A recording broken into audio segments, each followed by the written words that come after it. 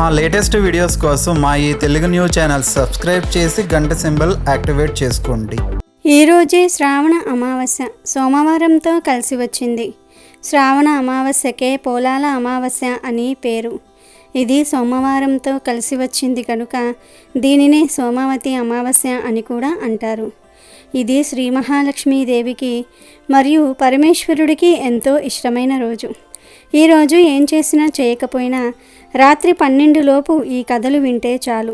ఒక్క నిమిషంలో మీ జీవితం మారిపోతుంది. మీ కష్టాలు సమస్యలు పోతాయి. సకల దేవతల అనుగ్రహం కలుగుతుంది. ఈరోజు ఈ కథలను వింటే కోటి జన్మల పుణ్యం వస్తుంది. శ్రావణ మాసంలో ఏ పూజలు చేయని వారు ఈరోజు ఈ కథలు వింటే శ్రావణ మాసం అంతా కూడా పూజలు చేసిన ఫలితం వస్తుంది. లక్ష్మీదేవి అనుగ్రహం కలుగుతుంది. లక్ష్మీదేవి మీ ఇంట్లో పీట వేసుకుని కూర్చుంటుంది. ఇక మీకు అన్ని శుభాలే కలుగుతాయి. శ్రావణ మాసంలో వచ్చే బహుళ అమావాస్యను పోలాల అమావాస్య అంటారు.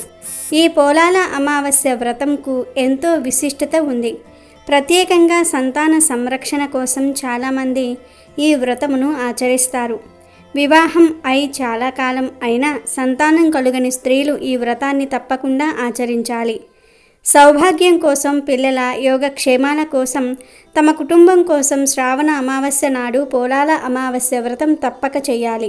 ఈ పోలాల అమావాస్య వ్రతాన్ని పిల్లలు కలగాలి అనే సంకల్పంతో చేయవచ్చు. అలాగే పిల్లలు ఉన్నవారు ఆ పిల్లలు క్షేమంగా ఉండాలనే సంకల్పంతో కూడా చేయవచ్చు. పోలాల అమావాస్య పూజ ఎలా చేయాలంటే ముందు స్త్రీలు ఉదయమే నిద్రలేచి శుచిగా స్నానం చేసుకొని ఇంటిని శుభ్రపరుచుకొని పూజ చేసే చోట శుభ్రంగా అలికి వరిపిండితో ముగ్గు వేసి ఒక కంద మొక్కను ఉంచి దానికి పసుపు కొమ్ము కట్టిన 4 తోరణాలను అక్కడ ఉంచి ముందుగా వినాయకుడికి పూజను చేయాలి. కంద మొక్క దొరకని పక్షంలో కంద పిలక పెట్టి పూజ చేసుకొనవచ్చును. తర్వాత మంగళగౌరీ దేవిని కానీ సంతాన లక్ష్మిని కానీ ఆ కదంబ మొక్కలోనికి ఆవాహన చేసి షోడశోపచార పూజను చేయాలి. 9 పూర్ణంబూర్లు మరియు 9 గారెలు, 9 రకముల కూరగాయలతో చేసిన ముక్కల పులుసు అమ్మవారికి నైవేద్యంగా సమర్పించాలి. తదుపరి కథను చదువుకొని కథా అక్షింతలను శిరస్సును ధరించాలి. అనంతరం బాగా సంతానవతి అయిన పెద్ద ముత్తైదువును అంటే మంచి సంతానవతి అయిన పెద్ద ముత్తైదువును పూజించి నైవేద్యం పెట్టని 9 పూర్ణంబూర్లు, 1 తోరాన్ని ఆమెకు వాయనంగా సమర్పించాలి. తాంబూలంలో కొత్త చీర, రవికెల గుడ్డ పెట్టి ఆమెకు సమర్పించి దీవెనలు అందుకోవాలి. ఆ తర్వాత కందముక్కకు 1 తోరాన్ని కట్టి మరొకటి తను మెడలో కట్టుకుని అంటే వ్రతం చేసిన స్త్రీ మెడలో కట్టుకుని మిగిలిన తోరాన్ని తన ఆఖరు సంతానం మొలలో కట్టాలి. సంతానం ఇంకా లేనివారు అక్కడ ఉన్న పిల్ల కంద మొక్కకు మిగిలిన తోరణాన్ని సమర్పించవచ్చును. ఇక ఏ నైవేద్యములను సమర్పించాలి అంటే ఆడపిల్ల కావాలనుకునేవాళ్ళు లేదా ఆడపిల్లలు ఉన్నవాళ్ళు గారెలు సమర్పించాలి. మగపిల్లవాడు కావాలనుకునేవాళ్ళు లేదా మగపిల్లలు ఉన్నవాళ్ళు బూరెలు అమ్మవారికి సమర్పించాలి. పూర్ణం బూరె పూర్ణం గర్భానికి చిహ్నం. అందులోని పూర్ణం గర్భస్థ శిశువుకు చిహ్నం. స్త్రీకి మాతృత్వం కూడా అంత మధురమైనది కనుక పూర్ణం బూరెలు వాయనంగా ఇవ్వాలనే నియమాన్ని విధించారు. గోదావరి జిల్లాలలో కొందరు పనస ఆకులతో బుట్టలు కుట్టి ఇడ్లీ పిండి అందులో నింపి ఆవిరి మీద ఉడికించి దానిని కూడా అమ్మవారికి నైవేద్యంగా పెడతారు. వీటినే పొట్టిక్క బుట్టలు అని కూడా అంటారు. రోజు పోలాల అమావాస్య వ్రత కథను వింటే చాలు సకల దేవతల అనుగ్రహం లభిస్తుంది. సంతాన సౌభాగ్యం కలుగుతుంది. ఒకసారి కైలాసానికి వెళ్ళిన ఇంద్రాణీదేవి పార్వతీదేవిని ఇలా అడుగుతుంది. పార్వతీమాత మంచి పుత్రులు కావాలన్నా, సకల శుభాలు కలగాలన్నా, అష్టైశ్వర్యాలు కలగాలన్నా ఏ వ్రతం ఆచరించాలి అని అడిగి ఆ వ్రతం గురించి తెలుపమని అడుగుతుంది. అప్పుడు పార్వతీమాత ఇంద్రాణీదేవితో ఇలా చెప్పింది. శ్రావణ మాసంలోని ఆఖరి రోజున అమావాస్య రోజు చేసే పోలాల అమావాస్య వ్రతం అత్యంత పవిత్రమైనది. ఈ వ్రత మహత్యం తెలిపే ఒక కథ చెప్తాను, శ్రద్ధగా విను అని ఇలా చెప్పసాగింది. పూర్వం పిల్లల మర్రి అనే గ్రామంలో సంతాన రామ అవధానులు అనే స్మార్త పండితుడు ఉండేవాడు. అతనికి 7 మగపిల్లలు. అందరికీ పెళ్ళిళ్ళయ్యాయి. కోడళ్ళు కూడా కాపురానికి వచ్చారు. పెద్ద కోడళ్ళు 6 పిల్లలు పుట్టారు. కానీ చిన్న కోడలు సుగుణకు మాత్రం పిల్లలు పుట్టడం, వెంటనే చనిపోతూ ఉండటం జరిగేది. అలా 6 సార్లు జరిగింది. ఆ కారణంగా ఏ కోడలికి ఆ 6 సంవత్సరాలు పోలాల అమావాస్య వ్రతం చేసుకోవడం కుదరలేదు. అందుచేత సుగుణ అంటే వారికి చాలా కోపం. దాంతో వారు సుగుణను సూటిపోటి మాటలతో బాధించేవారు. 7వ సంవత్సరం సుగుణ మరోసారి గర్భవతి అయ్యింది. ఈసారి సుగుణను పిలవకుండా వ్రతం చేసుకోవాలని పెద్ద కోడళ్ళు నిర్ణయించుకున్నారు. సరిగ్గా శ్రావణ అమావాస్య నాడు సుగుణకు ప్రసవమై మృత శిశువును కంది. ఈ సంగతి తోడికోళ్లకు తెలిపితే తనను వ్రతానికి పిలవరని తలచి చనిపోయిన బిడ్డను తన గదిలో దాచి ఎవరికీ అనుమానం రాకుండా తన కడుపు దగ్గర చిన్న గుడ్డల మూట ఉంచి ఆ తోడికోడళ్లతో కలిసి పోలాల అమావాస్య వ్రతాన్ని ఆచరించింది. ఆ తర్వాత తన ఇంటికి వచ్చి మరణించిన తన పుత్రుణ్ణి ఎత్తుకుని కన్నీటితో శ్మశానానికి వచ్చి గతంలో తన పుత్రుల సమాధుల దగ్గర కూర్చుని కన్నీరు మున్నీరుగా విలపించసాగింది. అప్పటికి బాగా చీకటి పడిపోయింది. ఆ సమయంలో గ్రామ సంచారానికి బయలుదేరిన పోలేలమ్మ దేవి సుగుణ దగ్గరకు వచ్చి, ఎందుకు రోదిస్తున్నావు తల్లి అని అడిగింది. అప్పుడు సుగుణ తన కన్నీటి కథను వివరించి చెప్పింది. పోలేలమ్మ దేవి జాలిపడి, సుగుణ బాధపడకు, నీ పుత్రుల సమాధుల దగ్గరకు వెళ్ళి ఏ పేర్లైతే నీ పిల్లలకు పెట్టాలని అనుకున్నావో ఆ పేర్లతో వారిని పిలువు అని చెప్పి మాయమైపోయింది. సుగుణ వెంటనే ఆ సమాధుల దగ్గరకు వెళ్ళి తన పుత్రులను పేరు పేరున పిలిచింది. వెంటనే ఆ సమాధుల నుంచి ఆమె పిల్లలు సజీవంగా లేచి వచ్చి తమ తల్లిని కౌగిలించుకున్నారు. సుగుణ ఆనందంగా వారిని దగ్గరకు తీసుకుని వారిని వెంటబెట్టుకుని ఇంటికి వచ్చి జరిగిందంతా కూడా తన తోడికోడలకు చెప్పింది. అందరూ సంతోషించారు. ఆనాటి నుండి సుగుణ ప్రతి శ్రావణ అమావాస్య నాడు ఈ వ్రతాన్ని ఆచరిస్తూ పిల్లా పాపలతో ఆనందమయ జీవితాన్ని అనుభవించి తరించింది. కావున ఈ వ్రతాన్ని భూలోకంలో శ్రావణ అమావాస్య రోజు ఎవరైతే ఆచరిస్తారో వారు సకల శుభాలను అనుభవించి సద్గతులను పొందుతారని పార్వతీమాత ఇంద్రాణీదేవికి వివరించింది. శ్రావణ అమావాస్య అనేది లక్ష్మీదేవికి ఎంతో ఇష్టమైన అమావాస్య. ఉభయ గోదావరి జిల్లాల వాసులు ఈ అమావాస్యను పోలాల అమావాస్య అని పిలుస్తారు. ఈ అమావాస్యకు గోదావరి నది పొర్లి పొర్లి వస్తుందని నానుడి. పోలాల అమావాస్యనే పోలామా అని కూడా అంటారు. పోలా అంటే కడుపు నిండా మేతమేసి నీరు తాగి పని పాటు లేకుండా ఉన్న ఎద్దు అని అర్థం. అమా అంటే అమావాస్య అని అర్థం. పోలామా అంటే ఎద్దులను బాగా మేపే అమావాస్య అని అర్థం. అంధకాసురుడు అనే ఒక రాక్షసుడు బ్రహ్మను గురించి తపస్సు చేసి అనేక వరాలు పొందుతాడు. వరగర్భంతో అతడు ఒకసారి పార్వతీదేవినే కామించాడు.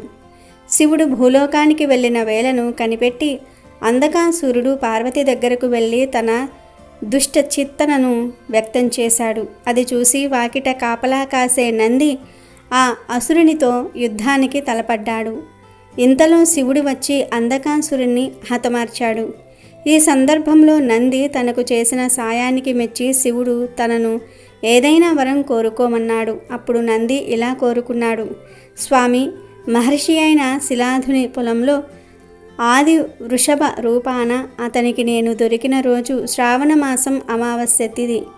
ఆనాడు వృషభ పూజ చేసే భక్తుల కోరికలు నెరవేర్చున్నట్లుగా అనుగ్రహించండి అన్నాడు. శివుడు తదాస్తు అన్నాడు. అప్పటి నుండి శ్రావణ అమావాస్య నాడు గో వృషభ పూజ వాడుకయ్యింది. ఈ పూజ తెలుగు రాష్ట్రాలలో అక్కడక్కడ మాత్రమే చూస్తాం. వ్యవసాయం చేసేవారు ఈరోజు ఎద్దులకు పూజ చేస్తారు. వ్యవసాయం లేనివారు ఎద్దు బొమ్మలు మట్టితో చేసి వాటికి పూజ చేస్తారు. అసలు శ్రావణ అమావాస్య నాడు నంది శిలాద మహర్షికి ఎలా దొరికాడు, శివుడికి వాహనంగా ఎలా మారాడో తెలిపే ఈ కథను వింటే చాలు జన్మల పాపాలు పోతాయి, కోటి జన్మల పుణ్యం వస్తుంది. శివుడు ఈ పేరు వింటే పార్వతి, గంగా, నాగేంద్రుడు గుర్తుకు వస్తారు. అలాగే మరో పేరు కూడా ప్రముఖంగా గుర్తుకు వస్తుంది, అదే నంది. నంది శివుని వాహనం. శివుడు ఎటు వెళ్ళినా నందిని తీసుకువెళ్తాడు. ఇది మనందరికీ తెలిసిన విషయమే. అయితే అసలు నందికి కైలాసంలో శివుడితో పాటు ఉంటూ శివుడికి వాహనంలా మారే అదృష్టం ఎలా వచ్చింది? అది తెలియాలంటే ఈ కథ తెలుసుకోవాల్సిందే. పూర్వం శిలాద అనే మునీశ్వరుడు ఉండేవాడు. ఆయనకు పిల్లలు లేకపోవటంతో శివుణ్ణి తలుచుకుంటూ తపస్సు చేయటం మొదలుపెట్టాడు. శివుని భక్తిలో మునిగిపోయి శిలాద కొన్నేళ్ల పాటు తపస్సు చేస్తూనే ఉండిపోయాడు. శిలాద భక్తికి మెచ్చిన శివుడు శిలాద ముందు ప్రత్యక్షమై శిలాద అని పిలిచాడు. శివుని స్వరం విని శిలాద చిన్నగా కళ్ళు తెరిచి చూశాడు. కళ్ళెదుట సాక్షాత్తు శివుడే ఉండటంతో శిలాద ఆనందానికి అవధులు లేకుండా పోయాయి. తన మాటలు ఆనంద భాష్పాల రూపంలో బయటికి వచ్చాయి. అప్పుడు శివుడు శిలాద వైపు చూస్తూ, నీకేం వరం కావాలో కోరుకో శిలాద అని అడిగాడు. అప్పుడు శిలాద శివుడితో, స్వామి, నాది ఒకే ఒక్క కోరిక, నాకు పిల్లలు లేరు, నాకు అయోనిజుడైన ఒక కుమారుణ్ణి ప్రసాదించు అని అడిగాడు. ఆ మాటలు విన్న శివుడు శిలాద వైపు చూస్తూ చిరునవ్వుతో, నీ కోరిక త్వరలోనే నెరవేరుతుంది అని చెప్పి అదృశ్యమయ్యాడు. ఓవైపు శివుని దర్శనం, మరోవైపు శివుని వరం. ఇంకేముంది, శిలాద ఆనందంగా ఇంటికి వెళ్ళాడు. శివుడి రూపాన్ని తలుచుకుంటూ నిద్రపోయాడు. మరుసటి రోజు శిలాద పొలానికి వెళ్ళి పొలం దున్నబోతూ ఉండగా ఒక పసిబిడ్డ కనిపించాడు. సూర్యుడిలా మెరిసిపోతున్న ఆ బిడ్డను దగ్గరకు తీసుకుని అలాగే చూస్తూ ఉండిపోయాడు శిలాద. ఇంతలో శిలాద ఆ బిడ్డను తీసుకుని వెళ్ళి పెంచి ప్రయోజన్ని చెయ్యి అని ఆకాశవాణి వినిపించింది. శిలాద ఆనందంగా ఆ బిడ్డను తీసుకుని వెళ్ళాడు. ఆ బిడ్డకు నంది అని పేరు కూడా పెట్టాడు. నంది అంటే సంతోషాన్ని కలిగించేవాడని అర్థం. నంది చాలా తెలివైన అబ్బాయి, ఎలాంటి విషయాన్నైనా సరే సులువుగా నేర్చుకోగలడు. నంది తెలివితేటలు, ప్రవర్తన చూసి శిలాద చాలా సంతోషంగా ఉన్నాడు. శివుని వరాన నంది శిలాద ఇంట్లో అడుగు పెట్టడంతో శిలాదకు సంవత్సరాలు రోజులుగా సంతోషంగా గడిచిపోయాయి. నేళ్ల తర్వాత మిత్ర, వరుణ అనే ఇద్దరు సాధువులు శిలాద ఇంటికి వచ్చారు. శిలాద వారిని సాధారణంగా ఆహ్వానించి అతిథి మర్యాదలు చేశాడు. అంతేకాదు వారిని తన ఇంట్లో విశ్రాంతి తీసుకోవాలని కోరాడు. దానికి సాధువులు అంగీకరించారు. శిలాద వెంటనే నందిని పిలిచి వీరు ఇక్కడున్నంతకాలం ఏ లోటు రాకుండా జాగ్రత్తగా చూసుకోమని చెప్పాడు. నంది తన తండ్రి శిలాద చెప్పినట్లే ఇద్దరు సాధువులను చాలా బాగా చూసుకున్నాడు. 2 రోజుల తర్వాత ఇద్దరు సాధువులు తమ ప్రయాణాన్ని తిరిగి కొనసాగించటం కోసం శిలాద ఇంటి నుంచి బయలుదేరారు. వారు వెళ్తూ శిలాదను, నందిని దీవించారు. ముందుగా శిలాదను ఆయురారోగ్యాలతో కలకాలం సంతోషంగా జీవించు అని దీవించారు. అనంతరం నంది సాధువుల పాదాలకు నమస్కరించాడు. సాధువులు నంది వైపు విచారంగా చూస్తూ, జాగ్రత్తగా ఉండు, నీ తల్లిదండ్రులకు, గురువులకు మంచి పేరు తీసుకురా అని దీవించి వెళ్ళిపోయారు. నందిని దీవించే సమయంలో సాధువులు విచారంగా ఉండటం గమనించిన శిలాద వారి వెనుకే కంగారుగా పరిగెత్తుకుంటూ వెళ్ళాడు. అలా వెళ్ళి వారు ముందు నిల్చొని ఆయాసపడుతూ, మీరు నా కుమారుణ్ణి దీవించే సమయంలో విచారంగా ఉన్నారు ఎందుకు? ఏదైనా జరగరానిది జరుగుతుందా అని అడిగాడు. అప్పుడు మిత్ర శిలాద వైపు బాధగా చూస్తూ, నీ కుమారుని దీర్ఘాష్మన్ భవ అని దీవించలేను అన్నాడు. ఆ మాట విని శిలాదకు ఏం అర్థం కాక, నా కుమారుడికి ఏం జరగబోతుంది అని బాధగా అడిగాడు. అప్పుడు వరుణ శిలాద వైపు చూసి, నీకు ఈ విషయం చెప్పాలంటే బాధగా ఉంది, కానీ చెప్పక తప్పటం లేదు. నీ కుమారుడు పూర్ణాయుష్యుడు కాదు అని చెప్పి వెళ్ళిపోయాడు. అది విని శిలాద ముఖం ఒక్కసారిగా విషాదంగా మారిపోయింది. ఇన్ని రోజులు నందే తన ప్రపంచం అనుకున్నాడు. కానీ ఇప్పుడు ఆ నంది దూరమవుతున్నాడని తెలిసి కుప్పకూలిపోయాడు. సమయం గడుస్తుంది, కానీ తాను మాత్రం బాధతో అక్కడే ఆగిపోయాడు. కాసేపటికి అక్కడి నుంచి లేచి గుండె నిండా బాధతో అడుగులో అడుగు వేసుకుంటూ ఇంట్లోకి వెళ్ళాడు. నంది తన తండ్రి శిలాదను చూసి ఏదో జరిగిందని అర్థమై కంగారుగా, ఏమైంది నాన్నగారు అని అడిగాడు. శిలాద బాధగా సాధువులు చెప్పిన విషయం గురించి చెప్పాడు. విని నంది భయపడిపోతాడేమో అనుకున్నాడు. కానీ నంది మాత్రం నవ్వుతూ, సాధువులు చెప్పింది విని భయపడుతున్నావా అని అడిగాడు. శిలాదకు ఏం అర్థం కాక ఆశ్చర్యంతో నందిని చూస్తూ ఉండిపోయాడు. అప్పుడు నంది, నాన్న, నువ్వు శివుణ్ణి చూశానని చెప్పావు. శివుణ్ణి చూసిన వారు ఇలా సాధువులు చెప్పిన దానికి భయపడరు. నిజంగా నేను మరణించాలని రాసి ఉంటే ఆ రాత శివుడు మార్చగలడు. ఆయన గొప్ప దేవుడు, ఆయన దేన్నైనా సరే చేయగలడు. మనం ఆయన్ని పూజిస్తూ ఉన్నాం, మనకు ఏదైనా జరిగితే ఆయన చూస్తూ ఊరుకుంటారా అని అడిగాడు. నంది మాటలకు శిలాద అలాగే చూస్తూ ఉండిపోయాడు. నంది, నన్ను దీవించండి నాన్న అంటూ తండ్రి పాదాలకు నమస్కరించాడు. శిలాద విజయోస్తు అని దీవించాడు. తర్వాత నంది భువన నదికి వెళ్ళి భక్తి శ్రద్ధలతో శివుణ్ణి స్మరిస్తూ తపస్సు చేయటం మొదలుపెట్టాడు. నంది భక్తికి మెచ్చిన శివుడు నంది ముందు ప్రత్యక్షమై నంది కళ్ళు తెరిచి చూడు అన్నాడు. నంది చిన్నగా కళ్ళు తెరచి చూశాడు. తన జీవితంలో తన కళ్ళు ఎప్పుడూ కూడా చూడని అందమైన రూపాన్ని చూస్తున్నాడు. శివుని అందమైన రూపాన్ని కళ్ళతో చూసి గుండెల్లో బందీ చేసుకున్నాడు. అలా శివుణ్ణి చూస్తూ ఆయన్ని అడగడానికి ఏం లేదు, ఇక జీవితాంతం ఆయనతో ఉండిపోతే బాగుండు అని భావించాడు. అప్పుడు శివుడు నంది వైపు చూస్తూ, నంది, నీ భక్తి నన్ను ఇంత దూరం తీసుకొచ్చింది, నీకేం వరం కావాలో కోరుకో అని అడిగాడు. నంది తనకు తెలియకుండానే, స్వామి, నాకు ఎప్పటికీ మీతో ఉండిపోవాలని ఉంది అన్నాడు. శివుడు చిన్నగా నవ్వి, నేను ప్రయాణించే నా వాహనం ఎద్దు దూరమయ్యింది, నీ ముఖం ఎద్దులా మారితే నువ్వు నాతో పాటు కైలాసంలో ఉండవచ్చు, నా గణాలకు అధిపతి కూడా అవుతావు, అంతేకాదు నువ్వు ఎప్పటికీ నాకు వాహనంలా స్నేహితుడిలా ఉంటావు అని అన్నాడు. నంది ఆనంద బాష్పాలతో శివుణ్ణి చూస్తూ ఏమీ మాట్లాడక అలా ఉండిపోయాడు. ఆ తర్వాత శివుడు నందికి ఎప్పటికీ తనతో ఉండే వరాన్ని ప్రసాదించాడు. అప్పట్నుంచి నంది ఎద్దు ముఖంతో శివుడికి వాహనంలా గణాలకు అధిపతిగా మారిపోయాడు. అలాగే ఈరోజు సోమావతి అమావాస్య వ్రత కథను వింటే చాలు శివానుగ్రహం కలుగుతుంది, సకల ఐశ్వర్యాలు సిద్ధిస్తాయి, సకల శుభాలు కలుగుతాయి.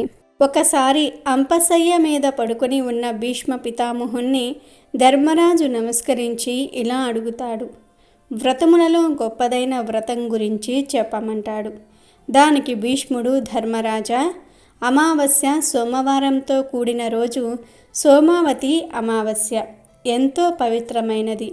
ఈ వ్రతం అన్నిటికంటే గొప్పది కాబట్టి ఆ వ్రతం గూర్చిన అద్భుతమైన కథను చెప్తాను, శ్రద్ధగా వినండి అని ఇలా చెప్పటం ప్రారంభించాడు.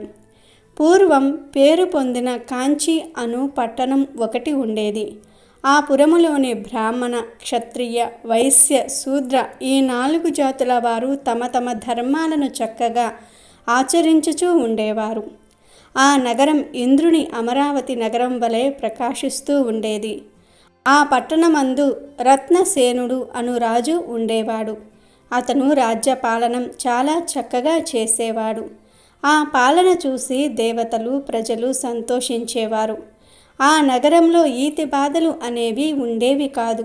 ఇలా ఉండగా ఆ నగరంలో దేవస్వామి అని పేరు పొందిన ఒక బ్రాహ్మణుడు నివసించేవాడు. ఆయన భార్య రూపవతి, ధనవతి అను పేరు కలిగినది. ఆమె లక్ష్మి వలె ప్రకాశిస్తూ ఉండేది.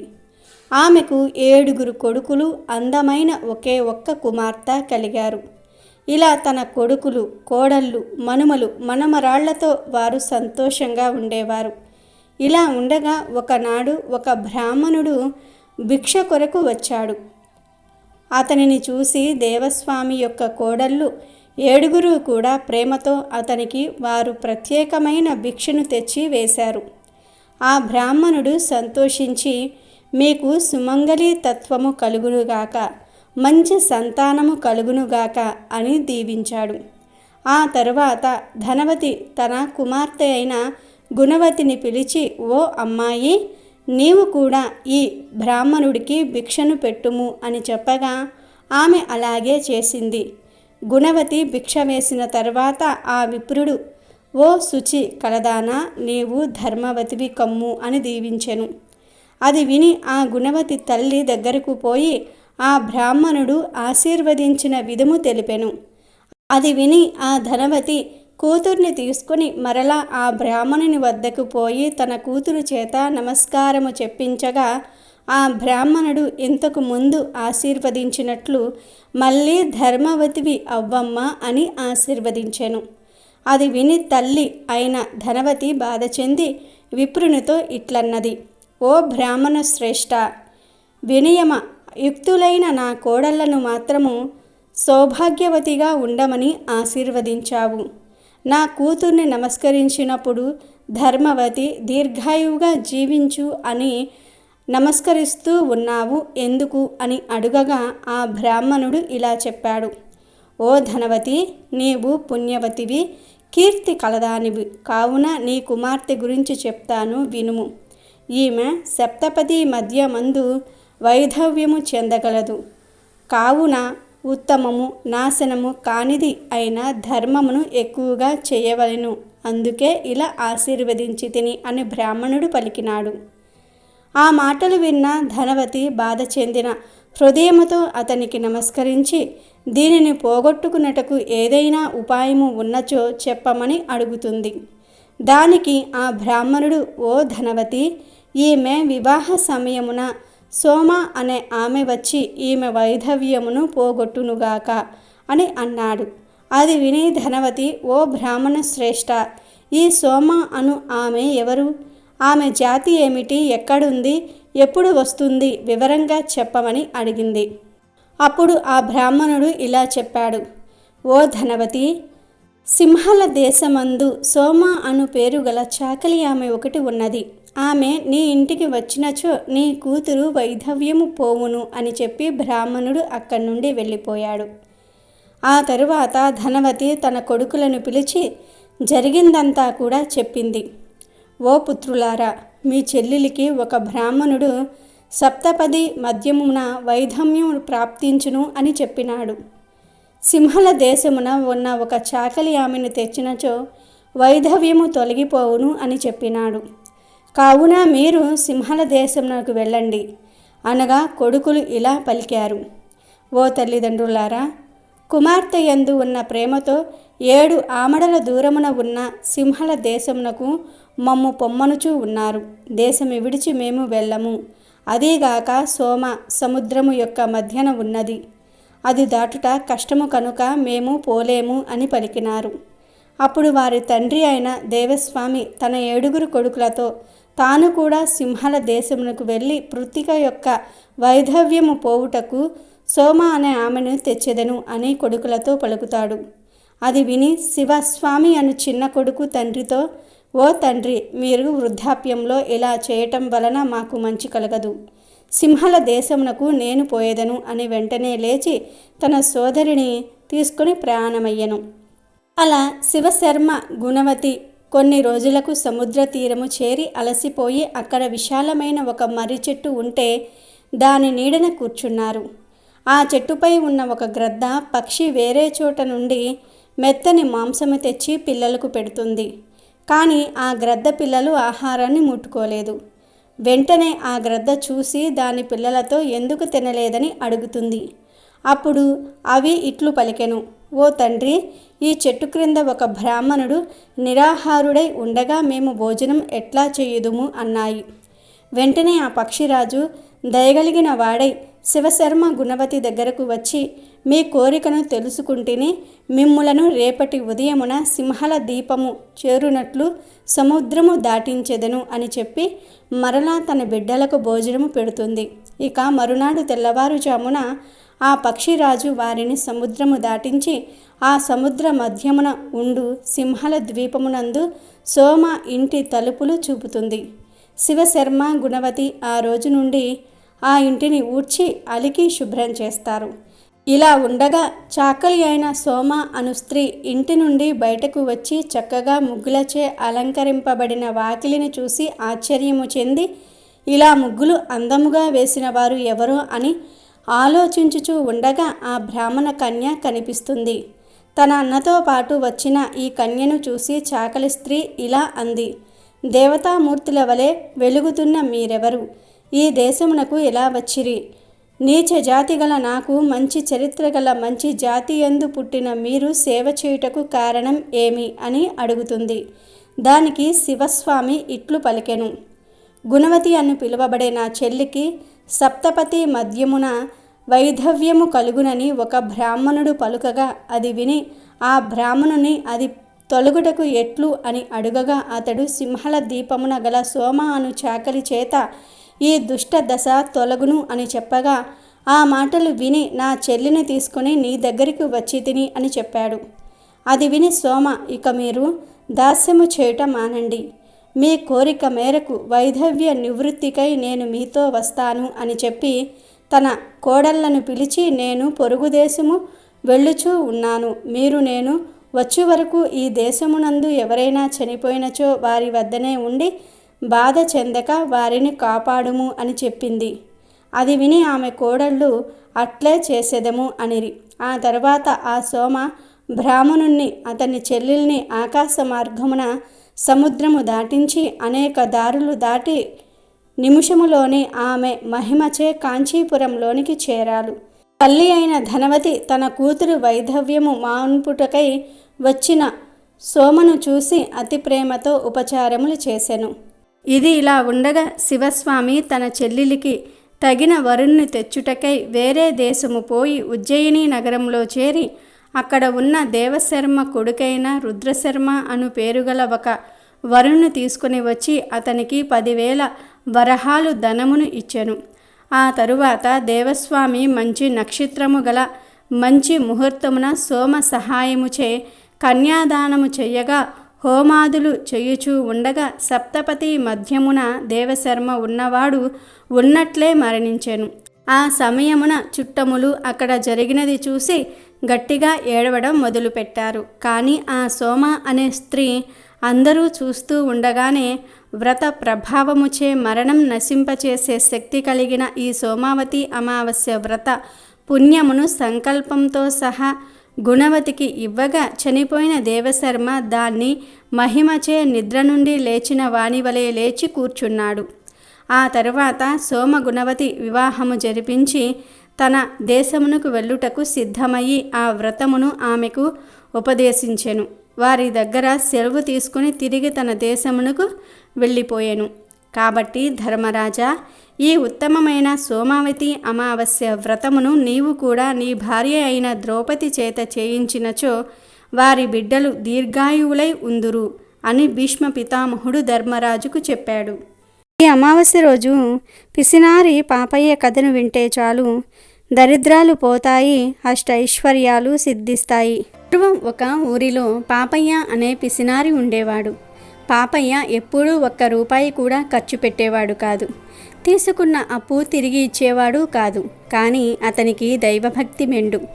రోజు ఇంట్లో పూజ చేసేవాడు. అతని ప్రార్థన ఎప్పుడు, లక్ష్మీదేవి నాకు ఇవాళ 100 రూపాయలు దొరికేటట్లు చూడు తల్లి, నీకో కొబ్బరికాయ కొడతాను అని ముగిసేది. ఒక రోజున అట్లా ప్రార్థన చేసి బయటికి వెళ్ళిన పాపయ్యకు రోడ్డు పక్కనే పిలపిలలాడే 100 రూపాయల నోటు ఒకటి కనిపించింది. ఇది ఆ లక్ష్మీదేవి ఇచ్చిన సొమ్ము, కొబ్బరికాయ కొట్టాల్సిందే అనిపించింది అతనికి. కానీ వెంటనే అయ్యో, టెంకాయ కొంటే 20 రూపాయలు ఖర్చు అని కూడా అనిపించింది. అంతలోనే ఎదురుగా 2 కొబ్బరికాయల అంగళ్ళు కనబడ్డాయి. వాటిని చూడగానే అతనికి ఒక ఆలోచన వచ్చేసింది. నేరుగా ఒక అంగడికి వెళ్ళి, ఇదిగో నువ్వు కుళ్ళిపోయిన టెంకాయలు అమ్ముతున్నావంట కదా అని అడిగాడు. దుకాణం వాడు పళ్ళు కొరుకుతూ, ఎవరు చెప్పారు నీకు అని అరిచాడు. అదిగో ఆ ప్రక్క దుకాణం వాడు అన్నాడు పాపయ్య సంతోషంగా. ఆగు, ఇప్పుడే వస్తాను, వాడితో కొంచెం మాట్లాడేది ఉంది అని పాపయ్యను అక్కడే వదిలి ప్రక్క దుకాణం మీదికి పోయాడు అతను. అంతే, ఇక పాపయ్య క్షణం ఆలస్యం చేయకుండా ఒక టెంకాయను తీసుకుని సంచిలో వేసుకుని జారుకున్నాడు. ఆ సంతోషం కొద్దీ మరునాటి నుండి లక్ష్మీదేవికి మరింత భక్తితో పూజ చేయసాగాడు పాపయ్య. లక్ష్మీమాత మళ్ళీ 100 రూపాయలు దొరికించు, అట్లాగే నీ చెలువతో కొబ్బరికాయ కూడా దొరికేటట్లు చెయ్యి, నీ రుణం ఉంచుకోను అని కోరాడు. ఇదంతా వింటున్న లక్ష్మీదేవి పాపయ్యకు ఇక బుద్ధి చెప్పాలనుకుంది. కొద్ది రోజులకే పాపయ్యకు మరో 100 రూపాయల నోటు దొరికింది. ఆహా, లక్ష్మీదేవి దయామయురాలు అనుకుని పాపయ్య మళ్ళీ తన పాత ఉపాయాన్నే ప్రదర్శించబోయాడు. అయితే ఈసారి అంగళ్ళ వాళ్ళు మోసపోలేదు. నువ్వు కుళ్ళిపోయిన టెంకాయలు అమ్ముతున్నావంట కదా అనగానే, అవును, ఎన్ని కావాలి అన్నాడు అంగడివాడు. పాపయ్యకు వెంటనే ఏమనాలో తెలియక నీళ్లు నమిలాడు. ఆలోగా వెనక నుండి వచ్చిన మనుషులు, అప్పుల వాళ్ళు పాపయ్యను పెడరెక్కలు విడిచి పట్టుకున్నారు. దుకాణాల వాళ్ళు కూడా వారితో కలిసి అతన్ని చితకబాదారు. ఆసుపత్రి ఖర్చులు తడిసి మోపైనాయి. పైన పాపయ్య లక్ష్మీదేవి ప్రార్థనలో ఎన్నడూ 100 రూపాయల ప్రస్తావన రాలేదు.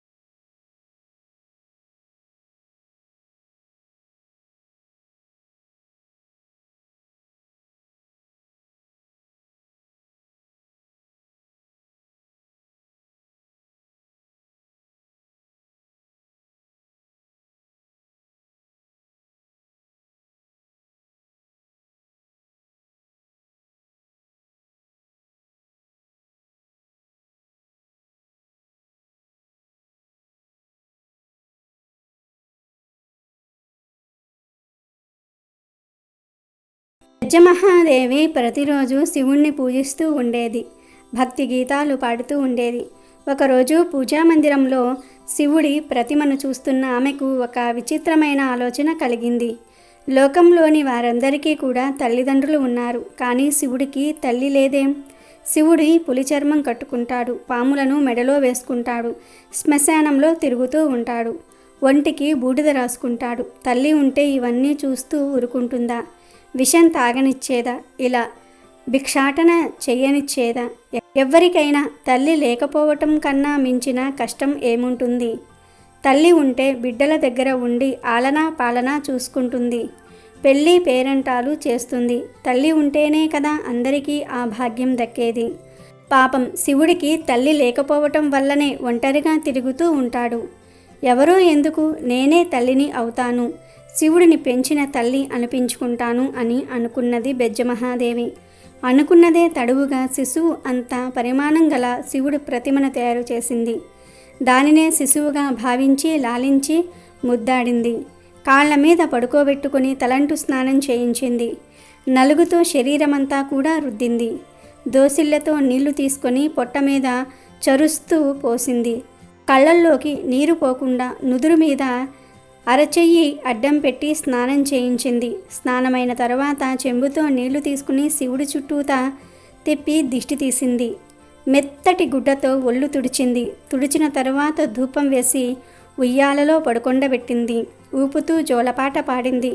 3 కళ్ళకు కాటుక పెట్టింది. ఆ ప్రతిమను శిశువుగా భావిస్తూ దొంగాటలు ఆడింది. ఒక వేలును ఆసరాగా ఇచ్చి నడకలు నేర్పిస్తుంది. ఇలా రోజు అనేకములైన బాల్యోపచారములు చేస్తూ వాత్సల్య భక్తితో పరమేశ్వరుని సేవించుకుంటూ ఉంది. ఆయన మీద ఉన్న భక్తిని ఆ విధంగా తీర్చుకోసాగింది. ఆమె తల్లి ప్రేమను చూసి ముగ్ధుడైన హరుడు ఆమె కోరినట్లే 5 ఏళ్ల బాలుడిలా ప్రవర్తించేవాడు. ఆమె కొంగు పట్టుకొని తిరుగుతూ ఆమె ఉపచారములన్నీ కూడా ఆనందంగా స్వీకరించేవాడు. ఒకరోజు ఆమె భక్తిని పరీక్షించాలని అనుకున్నాడు.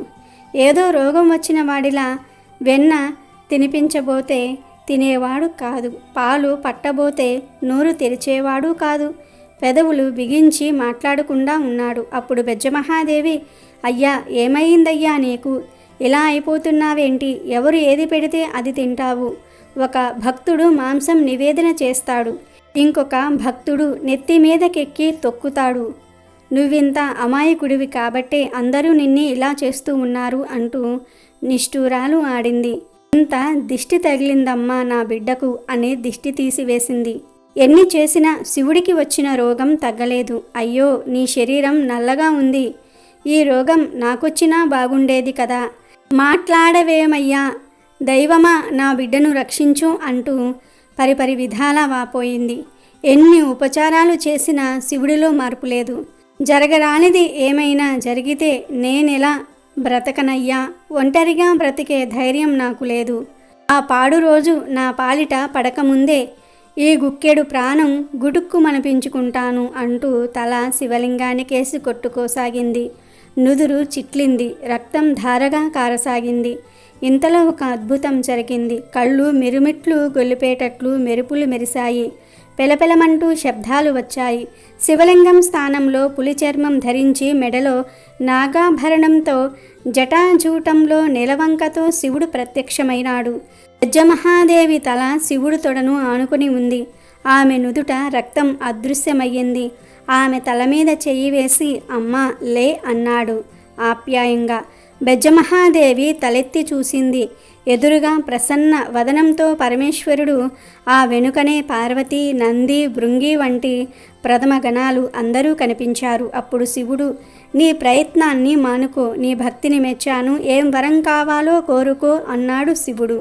దానికి బెజ్జమహాదేవి, నాకు వరమెందుకయ్యా, ఇప్పుడు రోగంతో బాధపడుతున్నది నువ్వు, ఏ అనారోగ్యం లేకుండా సంపూర్ణ ఆరోగ్యవంతుడవై ఉంటే అంతకన్నా నాకు కావాల్సింది ఏముంది నాయనా అన్నది అమాయకత్వంగా.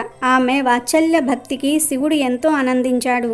నీలాంటి తల్లి ఉంటే నాకు రోగం ఎలా వస్తుందమ్మా? నువ్వు నాకు తల్లివి గనుక ముల్లోకాలకు ముత్తవ్వ అనే పేరుతో ప్రఖ్యాతి పొందుతావు.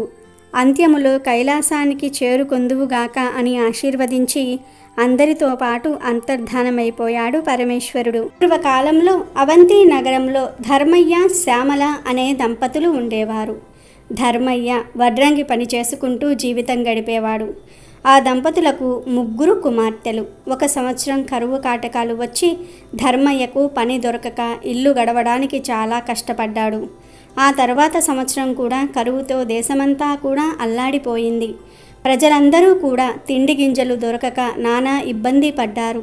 ధర్మయ్య పరిస్థితి మరీ దారుణంగా ఉన్నది. తినడానికి 2 పూటల భోజనం కూడా దొరకక మరమరాలు తింటూ కాలం గడుపుతూ ఉన్నారు. కానీ ఆ దంపతులిద్దరూ ఇంత కష్టకాలంలో కూడా భగవంతుణ్ణి మరవలేదు. వాకిట్లో తరతరాల నుంచి వస్తున్న శ్రీ లక్ష్మీ నారాయణుల విగ్రహం ఒకటి ఉన్నది. ఆ విగ్రహాన్ని రోజు భక్తి శ్రద్ధలతో పూజించేవారు. రోజు ఏదో ఒక పదార్థం తప్పక నైవేద్యంగా పెట్టేవారు. అయితే 2 సంవత్సరాల నుండి కరువు వల్ల ఇంట్లో ఏ పదార్థమూ లేకపోవటం చేత ఇంటి ఆవరణలోని తులసి మొక్క నుంచి ఒక దళాన్ని కోసి ఆ లక్ష్మీ నారాయణులకు భక్తితో ఆ ఆకునే కన్నులకు అద్దుకుని సమర్పించేవారు. ఇంతటి కష్ట సమయంలోనైనా సరే దీపారాధన మాత్రం మానేవారు కాదు. రోజులు ఇలా గడుస్తూ ఉండగా ఒకరోజు రాత్రి 10 గంటల సమయంలో తలుపు తట్టిన శబ్దమయ్యింది. ఈ వేళల్లో ఎవరు వచ్చి ఉంటారా అని ఆలోచిస్తూ తలుపు తీసిన ధర్మయ్య దంపతులకు మధ్య వయస్సురాలైన ఒక ముత్తైదువ కనిపించింది. ఆమెలో ఏదో దివ్య తేజస్సు గోచరించింది. ఇంత రాత్రి వేళ ఇలా ఒంటరిగా వచ్చిన ఈమె ఎవరై ఉంటుందా అని తలుస్తూ ఉండగా ఆమె వీరితో ఇలా అన్నది, నాయనా, నేను పొరుగు ఊరు నుండి మా ఊరు వెళ్తూ దారి తప్పి ఇటుగా వచ్చాను. రాత్రి కావటంతో త్రోవ సరిగ్గా తెలియటం లేదు. ఈ రాత్రికి మీ ఇంటనే విశ్రమించి తిరిగి ఉదయాన్నే వెళ్ళిపోతాను అన్నది. అప్పుడు ఆ దంపతులిద్దరూ ఆమెను లోపలికి రమ్మని ఆహ్వానించారు. అతిథి భగవంతుడితో సమానం అంటారు కదా. కానీ ఆమెకివ్వడానికి వారి ఇంట్లో ఏమీ లేవు. దాంతో వారు ఆ ముత్తైదువుకు కాసిన్ని మంచినీళ్లు మాత్రమే ఇచ్చారు. ఇంట్లో పడుకోవడానికి ఒక చాప మాత్రమే ఉంది. ఆ చాపనే ఆమెకు ఇచ్చారు. ఆ రాత్రి ఆమె ఆ చాప పైననే నిద్రించింది. ధర్మయ్య, శ్యామల కటిక నేల మీదే పడుకున్నారు. తెల్లవారగానే అతిథిగా వచ్చిన ఆ ముత్తైదువ లేచి తిరిగి వెళ్ళడానికి సిద్ధమయ్యింది. అప్పుడు ఆ దంపతులు ఆమెతో, తల్లి, నీవు తేజస్సులో సాక్షాత్తు జగన్మాత శ్రీ మహాలక్ష్మిలాగా ఉన్నావు. నిన్ను వట్టి చేతులతో పంపుతున్నందుకు ఎంతో బాధగా ఉన్నది అని అన్నారు. అప్పుడు ఆమె, ఓ దంపతులారా, మీరు చింతింపవలదు. మీ ఇంట ఉండడానికి ఒప్పుకున్నారు, అదే చాలు అని అన్నది. అప్పుడు శ్యామలమ్మ ఆమెకు బొట్టు పెట్టి పంపింది. ఆమె వెళ్ళిన తర్వాత కాసేపటికి ఇంట్లో ఏదో చప్పుడు వినిపించింది. ఏమిటా అని ఇల్లంతా చూడగా శ్రీలక్ష్మీ నారాయణుల విగ్రహం వద్ద నుంచి శబ్దం వస్తున్నట్లుగా వారు గమనించారు. ఏమిటా అని వెళ్ళి చూస్తే అక్కడ కొన్ని బంగారు నాణాలు పడి ఉన్నాయి. అప్పుడు వారికి జరిగిందంతా కూడా అర్థమయ్యింది. రాత్రి తమ ఇంటికి వచ్చింది మరెవరూ కాదు, సాక్షాత్తు ఆ శ్రీ మహాలక్ష్మీదేవియే అని తెలుసుకున్నారు. ఆ తల్లికి తామేమీ ఇవ్వలేకపోయామే, కనీసం తగిన వసతి కూడా కల్పించలేకపోయామే అని బాధపడ్డారు. ఆ తల్లిని అనేక విధాల స్తుతించారు. శ్రీ మహాలక్ష్మి అనుగ్రహం కలిగిన ఆ కుటుంబం ఆ ధనంతో పిల్లల పెళ్ళిళ్ళు ఘనంగా జరిపించారు. జీవించి ఉన్నంతకాలం సుఖంగా జీవించి ఎన్నో సత్కార్యాలు చేసి చివరికి ముక్తిని పొందారు. దీపం లక్ష్మీ స్వరూపం. ధర్మయ్య దంపతులు రోజు శ్రీ లక్ష్మీ నారాయణుల విగ్రహం వద్ద దీపం వెలిగించేవారు. ఎంతటి కష్ట సమయంలోనైనా సరే దీపారాధన మాత్రం మానేవారు కాదు. అందువలనే శ్రీ మహాలక్ష్మి ఎంతో సంతోషించి వారిని అనుగ్రహించింది. దీపం జ్ఞానస్వరూపం, దీపం ఐశ్వర్య స్వరూపం. దీపం ఉన్న చోట శ్రీ మహాలక్ష్మి చిరునవ్వుతో ఉంటుంది. ఎవరైతే నిత్యం దీపారాధన చేస్తారో వారు సిరి సంపదలతో తులతూగుతారు. పూర్వకాలంలో కృష్ణాపురంలో రామయ్య, సుశీల అనే దంపతులు ఉండేవారు. రామయ్యది వ్యవసాయ కుటుంబం. 2 కొడుకులు, 2 కుమార్తెలు. ఉన్న కొద్దిపాటి పొలాన్ని సాగు చేస్తూ దానిపై వచ్చే ఆదాయంతో ఆ కుటుంబం జీవిస్తూ ఉన్నారు. పిల్లలు వయస్సు పెరుగుతున్న కొద్దీ ఇంటి ఖర్చులు పెరగసాగాయి. మగపిల్లలిద్దరూ పాఠశాలలకు వెళ్ళేవారు. ఆడపిల్లలు చిన్నవారు. ఆదాయం పెరగకపోవటంతో ఇల్లు గడవటం కష్టంగా ఉండేది. అలాగని ఏదైనా వ్యాపారం చేసి మరికొంత సొమ్ము సంపాదించుదామంటే రామయ్యకు ఏ వ్యాపారమూ రాదు. వచ్చే ఆ కొద్దిపాటి సొమ్ముతో ఎలాగో అలాగా నెట్టుకు వస్తూ ఉన్నాడు. సుశీల ప్రతినిత్యం క్రమం తప్పకుండా శ్రీ మహాలక్ష్మి అష్టోత్తరాన్ని పఠించేది. అలాగే రామయ్య కూడా వీలున్నప్పుడల్లా ఆ ఊరిలోని శ్రీ మహాలక్ష్మి నారాయణ ఆలయానికి వెళ్ళి స్వామి అమ్మవార్లను దర్శించి వచ్చేవారు. రోజులు ఇలా గడుస్తూ ఉండగా ఒకనాడు వారింటికి ఒక దూరపు బంధువు వచ్చాడు. అతడు వీరింట ఒకరోజు ఉండి తిరిగి వెళ్తూ రామయ్యతో ఇలా అన్నాడు. రామయ్య, నిన్ను చూస్తే నాకెంతో బాధ వేస్తున్నది. ఈ గంపెడు సంసారాన్ని ఎలా నెట్టుకొస్తున్నావో కదా. ఇంకా ఈ పిల్లలు పెద్దవారై వారికి యుక్త వయసు వచ్చాక వారి వివాహాలు ఎలా చేయగలుగుతావు? నీవు ఆ శుభకార్యాలు ఎలా చేయగలుగుతావు? నీ సంపాదన చూస్తే చాలా తక్కువగా ఉంది. ఇల్లు గడవటమే కష్టంగా ఉంది. నీకొక విషయం చెప్తాను, విను. మా ఊరి దగ్గర అష్టలక్ష్మి దేవాలయం ఉన్నది. అక్కడ శ్రీ మహాలక్ష్మి అష్టలక్ష్ములుగా వెలిసి భక్తుల పూజలు అందుకుంటున్నది. ఆ తల్లి మహామహిమాన్వితమైనదిగా ప్రజలందరి నమ్మకం. ఈ దంపతులిద్దరూ ఒక్కసారి మా ఊరి వచ్చి ఆ దేవాలయానికి వెళ్ళి అష్టలక్ష్ములను దర్శించండి. ఆ తల్లి అనుగ్రహంతో మీకు మంచి రోజులు వచ్చి జీవితం శుభప్రదంగా గడుస్తుంది అని అన్నాడు. ఇది విని ఆ దంపతులు ఎంతో సంతోషించి త్వరలోనే తప్పక వస్తామని చెప్పారు. ఆ బంధువు వారి వద్ద సెలవు తీసుకుని ఊరి వెళ్ళిపోయాడు. ఆ మరునాడు ఉదయం లేవగానే దంపతులిద్దరూ కూడా స్నానమాచరించి పూజగదిలో నుంచుని శ్రీ లక్ష్మీ నారాయణులకు నమస్కరించారు. అప్పుడు రామయ్య ఇలా అన్నాడు. స్వామి శ్రీమన్నారాయణ, ఆర్తజన రక్షకుడవు, ఆపద్బాంధవుడవు. నిన్ను నమ్మిన వారిని రక్షించే అమృతమూర్తివి. మమ్ములను ఈ కష్టముల నుంచి బయటపడేసే మార్గం నీదే తండ్రి.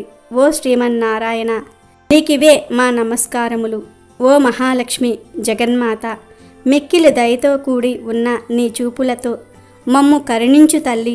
ఆశ్రయించిన వారిని ఎల్లవేళలా రక్షించే అమృతమూర్తివి నీవే తల్లి. దయచేసి మా కుటుంబాన్ని కరుణించి నీ అనుగ్రహాన్ని ప్రసాదించు తల్లి. వీలైనంత త్వరలోనే నీ దర్శనం చేసుకుంటాము తల్లి. ఓ జగన్మాత, నీకివే మా నమస్కారములు అని ప్రార్థించి ఆ దంపతులిద్దరూ 11 రూపాయలు పసుపు గుడ్డలో ముడుపు కట్టిపెట్టారు. కొంతకాలానికి రామయ్య, సుశీల దంపతులు ముడుపు తీసుకొని అష్టలక్ష్మి దేవాలయం దర్శనానికై బంధువులు ఊరు బయలుదేరి వెళ్లారు. ఊరి చేరేసరికి సాయంకాలమయ్యింది. రాత్రి బంధువుల ఇంట నిద్రించి ఉదయాన్నే నిత్య కృత్యాలు తీర్చుకుని అష్టలక్ష్మి దేవాలయానికి చేరుకున్నారు. సాక్షాత్తు ఆ శ్రీ మహాలక్ష్మికి నిలయమై ఉన్నందువలన ఆ ఆలయం ఎంతో సుందరంగా ఉంది. అద్భుతమైన ఆ దేవాలయ సౌందర్యం చూసి ఆ దంపతులిద్దరూ ఎంతో ఆనందపడ్డారు. అఖిలలోక సౌందర్యవతి సుమనోహరి శ్రీమన్నారాయణి ప్రియ సఖి అయిన శ్రీ మహాలక్ష్మి అష్టలక్ష్ముల రూపంలో కొలువున్న ఆ దేవాలయం ఎంతో దివ్యమైన శోభను సంతరించుకోవటంతో ఆశ్చర్యమేసింది. శ్రీలక్ష్మీ నారాయణులను ప్రార్థిస్తూ ఆ దంపతుల ఆలయంలోనికి ప్రవేశించారు. అది శ్రావణమాసం కూడా కావటం చేత ఆలయమంతా ఎంతో దివ్యంగా అలంకరించబడింది. ఆలయ స్తంభాలకు అద్భుతమైన పుష్పాలు చక్కగా అలంకరించబడ్డాయి. మామిడాకుల తోరణాలు ఎంతో చక్కటి శోభను తీసుకువస్తున్నాయి. ఎటు చూసినా రంగురంగుల పుష్పాలతో కంటికి ఎంతో ఆహ్లాదకరంగా కనిపిస్తూ ఉన్నది. ఆ ఆలయ అద్భుత శిల్పకళ సౌందర్యానికి రామయ్య, సుశీల దంపతులిద్దరూ ఎంతో మురిసిపోయారు. తనివి తీరా ఆ ఆనందాన్ని ఆస్వాదిస్తున్నారు. ఆలయ మండపంలో ఒక మహాపండితుడు శ్రీ మహాలక్ష్మి వైభవాన్ని ఇలా దివ్యంగా వర్ణిస్తున్నాడు.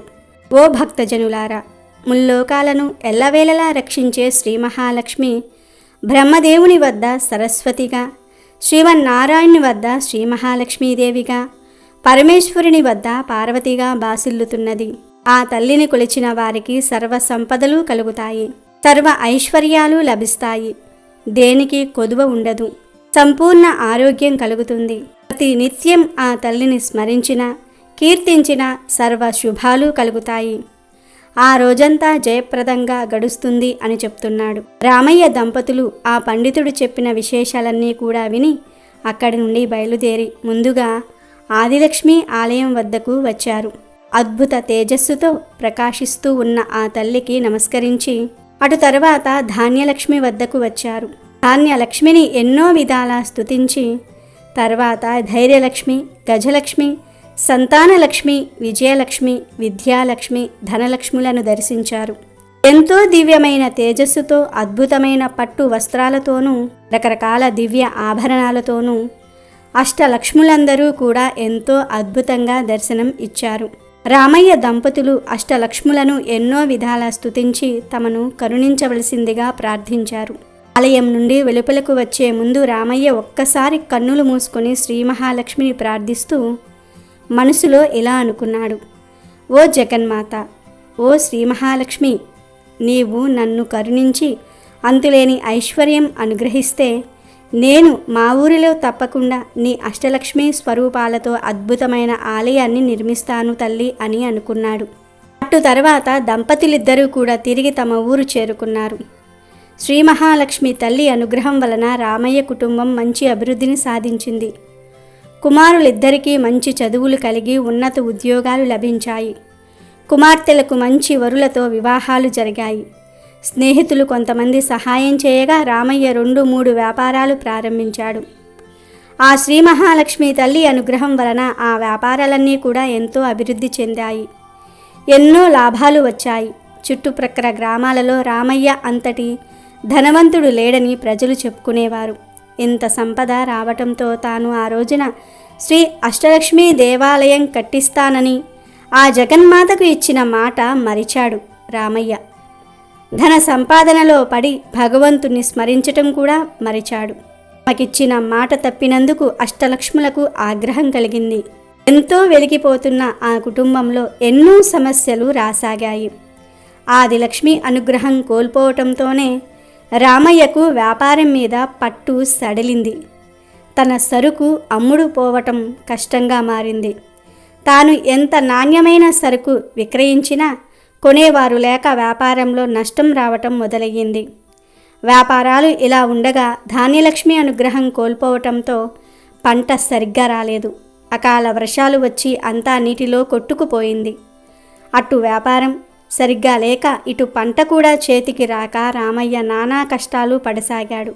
ఇదిలా ఉండగా ధైర్యలక్ష్మి కూడా ఆగ్రహించటం చేత తనలో ఇన్ని రోజుల నుండి ఉన్న ధైర్యం కూడా సన్నగిల్లింది. వ్యాపారం దెబ్బతిన్నప్పటికీ, పంట కోల్పోయినప్పటికీ మరలా వచ్చే సంవత్సరం పుంజుకోవచ్చునని అనుకున్నాడు. కానీ ఎప్పుడైతే ధైర్యలక్ష్మి కూడా ఆగ్రహించిందో రామయ్య ధైర్యం మొత్తం కోల్పోయాడు. ఏ పని చేయలేకపోయాడు. ఏదో తెలియని నిరాశ రామయ్యను ఆవహించింది.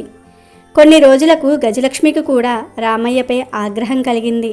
అక్కడితో రామయ్య అప్పుల పాలయ్యాడు. తాను ఉన్న ఇంటిని కూడా తాకట్టు పెట్టవలసి వచ్చింది. ఆ విధంగా అష్టలక్ష్ములైన ఆదిలక్ష్మి, ధనలక్ష్మి, ధైర్యలక్ష్మి, గజలక్ష్మి, సంతానలక్ష్మి, విజయలక్ష్మి, విద్యాలక్ష్మి, ధాన్యలక్ష్ముల ఆగ్రహానికి గురైన వాడై రామయ్య అనేక కష్టాలు పడ్డాడు. చివరికి ఒకనాడు ఇల్లు కూడా అప్పుల వారి పరమై ఒక అద్దె ఇంట్లో నివసింపసాగాడు.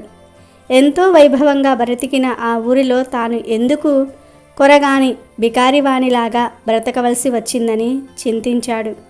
ఇదంతా తన పూర్వజన్మ కర్మఫలం అని తలచాడు. అంతే తప్ప తాను అష్టలక్ష్ములకు ఇచ్చిన మాట నిలబెట్టుకోనందువలనే ఇది జరిగిందని గ్రహించలేకపోయాడు. కాలం ఇలా గడుస్తూ ఉండగా ఒకసారి ఆ ఊరికి ఒక సాధువు వచ్చాడు.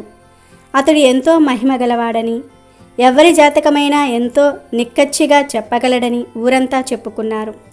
ఆ మాట విన్న రామయ్య దంపతులు ఒకనాడు ఆ సాధువు వద్దకు వెళ్ళి తమ పరిస్థితిని కూడా విన్నవించారు. వీరి మాటలన్నీ కూడా సావధానంగా విన్న ఆ సాధువు కన్నులు మూసుకొని కొద్దిసేపు ధ్యానం చేసి ఏదో స్మరించిన వాడై కన్నులు తెరిచి రామయ్య దంపతులతో ఇలా అన్నాడు: నాయనలారా, శ్రీ మహాలక్ష్మి అనుగ్రహం కోల్పోవటం వల్లనే మీకు ఈ గతి పట్టింది. నీవు ఒక్కసారి నీ బంధువు ఊరు వెళ్ళినప్పుడు అక్కడ ఉన్న అష్టలక్ష్మి ఆలయానికి వెళ్ళి ఆ తల్లులందరినీ కూడా దర్శించి వారికి ఒక అద్భుత ఆలయం మీ ఊరిలో కూడా కట్టిస్తానని మొక్కుకున్నావు. కానీ ఎంతో ధనం సంపాదించిన తర్వాత నీవు కాలక్రమేణా ఆ మాట మరిచిపోయావు. ఆ తల్లులందరూ కూడా నిన్ను అనుగ్రహించటం వలనే నీవు వ్యాపారంలో ఎంతో లాభాలు ఆర్జించటం జరిగింది. నీ పంటలన్నీ కూడా ఎంతో ఎక్కువ దిగుబడిని ఇచ్చాయి. కానీ నీవు ఈ విషయం గ్రహించక ఆ అష్టలక్ష్ముల ఆగ్రహానికి గురైనావు. ఆడిన మాట తప్పటం వలన నీకు ఈ దుస్థితి పట్టింది అని అన్నాడు. అప్పుడు రామయ్య ఆ సాధువుతో, స్వామి, ఇప్పుడు నాకు గుర్తుకు వచ్చింది. నేను మా ఊరిలో అష్టలక్ష్మి దేవాలయం కట్టిస్తానని అన్నమాట నిజమే. కానీ నాకు ఐశ్వర్యం కలుగగానే కానరాని అహంకారంతో పడి ఆ తల్లులకు ఇచ్చిన మాట మరిచాను. ఇప్పుడు ఉన్న పరిస్థితుల్లో ఎలా తీర్చగలను? ఈ పరిస్థితి నుంచి బయటపడితే ఈసారి తప్పక నెరవేరుస్తాను. ఈ దుర్భర కష్టాల నుండి బయటపడే ఉపాయం చెప్పి మమ్ములను అనుగ్రహింపవలసింది అని ప్రార్థించాడు. అప్పుడు ఆ సాధువు వారితో ఇలా అన్నాడు: ఓ దంపతులారా, మీరు ఆ దేవాలయానికి వెళ్ళి అక్కడే 11 రోజులు నిద్రించి రోజు ఉదయాన్నే ఆలయ ఆవరణమంతా కూడా మీ చేతులతోనే శుభ్రం చేసి ఆ అష్టలక్ష్ములను సేవించండి. అప్పుడు మీకు ఆ తల్లుల అనుగ్రహం కలిగి తిరిగి మీ పూర్వ వైభవం మీకు కలుగుతుంది అని అన్నాడు.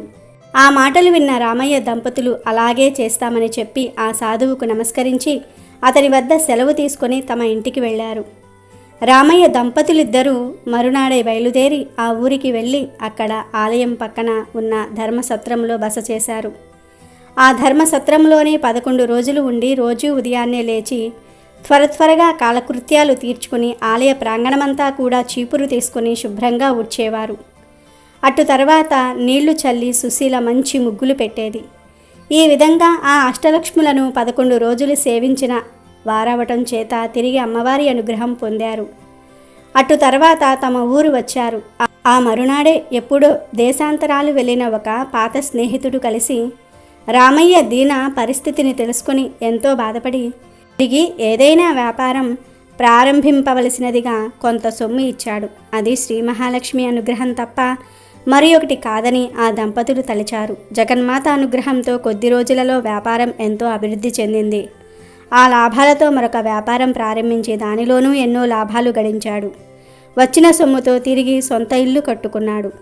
2 ఎకరాలు పొలం కూడా కొన్నాడు. ఆ అష్టలక్ష్ముల అనుగ్రహంతో ఆ సంవత్సరం పంటలు కూడా పండి ఎంతో ఆదాయం లభించింది. 2 సంవత్సరాల్లో పోగొట్టుకున్న దానికంటే ఎక్కువ సంపాదించాడు. ఇక ఏమాత్రం ఆలస్యం చేయకూడదని తలచి పండితులను పిలిచి శ్రీ మహా అష్టలక్ష్మి ఆలయ శంకుస్థాపనకై శుభముహూర్తం నిశ్చయించాడు. శ్రీ మహాలక్ష్మి అనుగ్రహంతో ఆ ఆలయం కొద్ది రోజులలోనే ఎంతో అద్భుతంగా నిర్మితమైనది. చుట్టుప్రక్కల ఉన్న ఊళ్ళల్లో ఇంత దివ్యమైన ఆలయం ఎక్కడా లేదని పేరు వచ్చింది. రోజు ఎందరో భక్తులు వచ్చి అష్టలక్ష్ములను దర్శించి ఆనందపడి వెళ్ళేవారు. రామయ్య దంపతులు బ్రతికున్నంతకాలం సుఖంగా జీవించి చివరిన ముక్తిని పొందారు. శ్రీ మహాలక్ష్మిని నమ్మి కొలిచే వారికి ఎటువంటి కష్టాలు దరిచేరవు, సర్వ సౌభాగ్యాలు కలుగుతాయి. కుశధ్వజం అనే రాజ్యాన్ని విష్ణువర్ధనుడు అనే రాజు పరిపాలిస్తూ ఉండేవాడు. అతనికి శివుడంటే ఇష్టం ఉండదు. విష్ణువు తప్ప మరెవ్వరూ దేవుడు కాదని, శ్రీ మహావిష్ణువు మాత్రమే సృష్టికి మూలాధారమని, శివుడు కేవలం బండరాయని, దానికంటే రుబ్బురోలు తిరగలి నయమని చెప్పేవాడు. ఆ రాజ్యంలో ఎట్టి పరిస్థితుల్లోనూ శివ పూజ చేయడానికి వీల్లేదని శాసనం కూడా చేశాడు. దీంతో ప్రజలందరూ కూడా శివ పూజ మానేశారు. శివాలయాల్ని శాశ్వతంగా మూసివేశారు. అలా ఆలయం మూసి శివుడికి ఘోరమైన అవమానం చేశానని రాజు అనుకున్నాడు. నిత్యం వైష్ణవాలయాల్లో ధూప దీప నైవేద్యాలతో కలకలలాడేలాగా చేశాడు. అంతేకాదు ప్రత్యేకంగా శివుణ్ణి తిట్టడానికి తన ఆస్థానంలో కవులను కూడా ఏర్పాటు చేసుకున్నాడు. వారు ప్రతినిత్యం శివ నింద చేస్తూ ఆ రాజును ఆనందింపచేస్తూ అతని నుంచి ధనం, కనక వస్తు భూదానాలను పొందుతూ ఉండేవారు. అదే రాజ్యంలో పీనకపాణి అనే ఒక మహాశివభక్తుడు ఉండేవాడు. అతను నిత్యం రహస్యంగా శివపూజ చేసేవాడు. పూజ చెయ్యకుండా ఏ పని ప్రారంభించేవాడు కాదు. ఈ శివభక్తుని గురించి రాజుకి తెలిసింది. రహస్యంగా శివుణ్ణి పూజిస్తున్నాడని తెలుసుకున్న రాజు వెంటనే పీనాకపాణిని తన ఆస్థానానికి పిలిపించాడు. సంజాయిషి ఇవ్వవలసినదిగా కోరాడు. అప్పుడు పీనాకపాణి శివుడే ఆది అంతం, సృష్టి యావత్తు శివమయమై ఉన్నది, మనమంతా కూడా శివుని ఉదరంలో ఉన్నాం, అలా తన గర్భంలో పెట్టుకుని కాపాడుతున్న తండ్రి శివుణ్ణి పూజించటంలో తప్పేంటి అని రాజుని అడిగాడు. దానికి ఆ రాజు కోపంతో ఊగిపోతూ, శివుడు ఒక బిచ్చగాడు, అతని వద్ద కేవలం భిక్ష పాత్ర తప్ప మరేదీ లేదని, పైగా శివుడు ఉండేది శ్మశానంలో, అలాంటి బిచ్చగాడిని పూజించే వాళ్ళందరూ కూడా బిచ్చగాళ్లే, నా రాజ్యంలో బిచ్చగాళ్ళు లేరు, అందరూ ధనవంతులే, విష్ణు పూజ చేయటం వలనే అందరూ సిరి సంపదలతో తులతూగుతూ ఉన్నారు, ఇప్పటికైనా బిచ్చమెత్తుకునే ఆ భగవంతుణ్ణి వదిలి సిరి సంపదలు ఇచ్చే శ్రీహరిని కొలువు అని అన్నాడు విష్ణువర్ధనుడు. దానికి పీనాకపాణి, ప్రభు మీరు చెప్పినట్లు శివుడు భిక్షగాడే. ఆయన ఆది భిక్షువు. ప్రజల పాపాలను తను భిక్షగా తీసుకుని వారికి పుణ్యాన్ని అనుగ్రహించే భిక్షగాడు. ఆయన శ్మశాన రుద్రుడు. పుట్టిన ప్రతి జీవి చివరికి చేరుకునేది ఆయన నివాసం ఉండే శ్మశానానికే తప్ప మరెక్కడికి కాదు. మీరైనా నేనైనా మీ రాజ్యంలో అందరూ ధనవంతులే అంటున్నారు. వారు ఆ ధనాన్ని సంపాదించింది కూడా శివనింద చేయటం వల్లనే కదా. వారు ధనవంతులు అవ్వడానికి కారణం కూడా శివుడే కదా. అంటే శివుడే వారికి సిరి సంపదలను ఇచ్చాడు. అలాంటి శివుణ్ణి మీరు కూడా ప్రార్థించండి అన్నాడు పీనాకపాణి. ఆ మాటలు విని విష్ణువర్ధనుడు మరింతగా రెచ్చిపోయాడు. ఒంటి మీద వేసుకోవడానికి బట్టలు కూడా లేక దిగంబరంగా తిరిగే ఆ దరిద్రుడు చందన మిశ్రిత సుగంధ ద్రవ్యాలను ఒంటికి రాసుకోలేక శవాలను కాల్చిన బూడిదను ఒళ్ళంతా పులుముకునే ఆ నికృష్యుణ్ణి ఆరాధించటం అవివేకం. నా రాజ్యంలో అవివేకులకు స్థానం లేదు అన్నాడు విష్ణువర్ధనుడు. అప్పుడు పీనాకపాణి, మహారాజా, పుట్టేటప్పుడు పోయేటప్పుడు ఒంటిపై ఏమీ లేకుండా పుడతాము, పోయేటప్పుడు కూడా ఏమీ తీసుకుపోము, చివరికి బూడిద కూడా అని సంకేతంగా ఒంటిపై వస్త్రాలు లేకుండా కేవలం బూడిదను తన ఒంటికి పూసుకుంటూ సంకేతాన్నిస్తాడు. పత్రాలతోనే కాదు తన నెత్తిన చెంబు నీరు పోసిన రాయి రప్పలు పెట్టి అర్చించినా కూడా ఆ శివుడు సమానంగా చూస్తాడు. అంతటి పరమయోగిని అవివేకునిగా భావించేవారే అవివేకులు అన్నాడు పీనాకపాణి. అయితే నేటి నుండి నీ శివుణ్ణి నువ్వు రాళ్లతోనే పూజించు. శివుణ్ణి నువ్వు ప్రతినిత్యం రాళ్లతో కొడుతూ పూజించు. ఆ శివుని వలె నువ్వు కూడా దిగంబరంగానే ఉండు. భస్మాన్ని పూసుకుని తిరుగు. ఆ శివుడు వచ్చి నిన్ను రక్షిస్తాడో లేదో చూస్తా. నేను నీకు విధించే శిక్ష అన్నాడు అవివేకంగా విష్ణువర్ధనుడు. దానికి పీనాకపాణి మారు మాట్లాడకుండా ఆ శిక్షను అనుభవించేందుకు సిద్ధపడ్డాడు. రోజు శివుణ్ణి రాళ్లతోనే పూజించేవాడు పీనాకపాణి. కాలం గడిచిపోతుంది. సంవత్సరాలు దాటుతున్నాయి.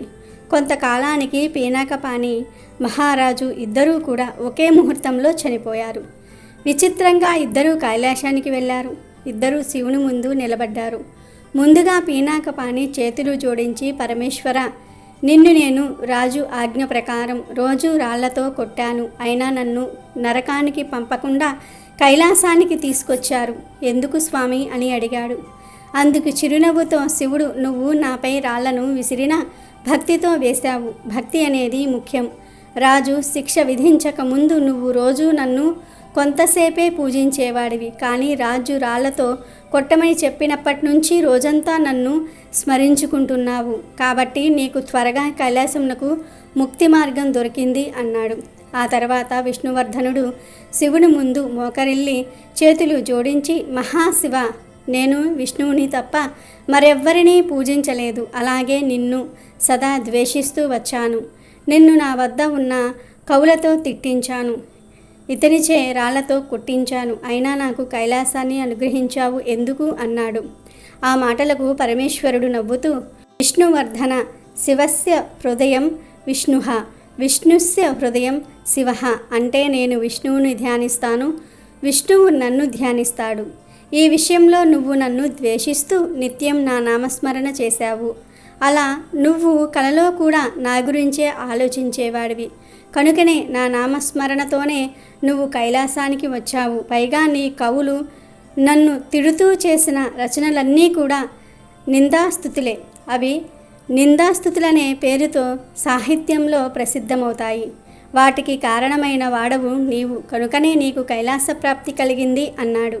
దీంతో ఇద్దరూ కూడా మహాదేవుడికి నమస్కరించి కైలాసవాసము పొందారు.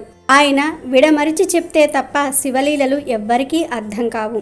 అందరూ దేవుళ్ళు ఒక్కటే, మనుషులే శివకేశవ భేదాన్ని సృష్టించుకున్నారు అనే విషయాన్ని ఈ కథ ద్వారా గ్రహించాలి. కాబట్టి ఈరోజు రాత్రి 12 లోపు ఈ కథలు వింటే చాలు. 1 నిమిషంలో మీ జీవితం మారిపోతుంది. మీ కష్టాలు సమస్యలు పోతాయి. సకల దేవతల అనుగ్రహం కలుగుతుంది. ఈరోజు ఈ కథలను వింటే కోటి జన్మల పుణ్యం వస్తుంది.